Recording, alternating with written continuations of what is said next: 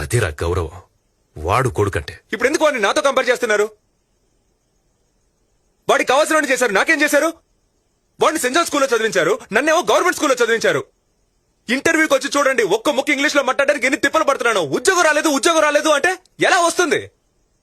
ఒక్క ప్రెసెంటేషన్ కూడా సరిగ్గా ఇవ్వలేకపోతున్నాను. నేనేం చేయను, అప్పుడు నా స్తోమత అంతేనయ్యా. ఆ తర్వాత సార్ ఇంగ్లీష్ మీడియం కు మార్చినట్టే నన్ను కూడా మార్చుండొచ్చుగా. ఎందుకు మార్చలేదు? ఎందులో చూసిన పార్షాలిటీ, ఎప్పుడు చూసిన పార్షాలిటీ. కంపేర్ చేసి చేసి అసలు ఎందుకు కంపేర్ చేస్తున్నారు? పేరులో కూడా వాడికి మాత్రం హీరో పేరు కార్తిక్, నాకు మాత్రం విలన్ పేరు రఘువరన్.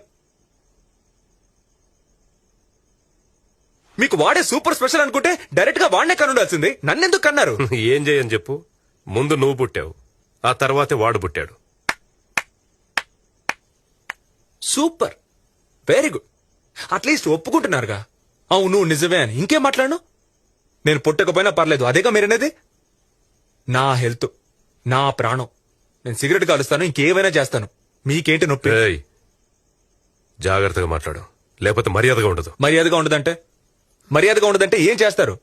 నన్ను ఇంట్లోంచి వెళ్ళిపోమంటారు?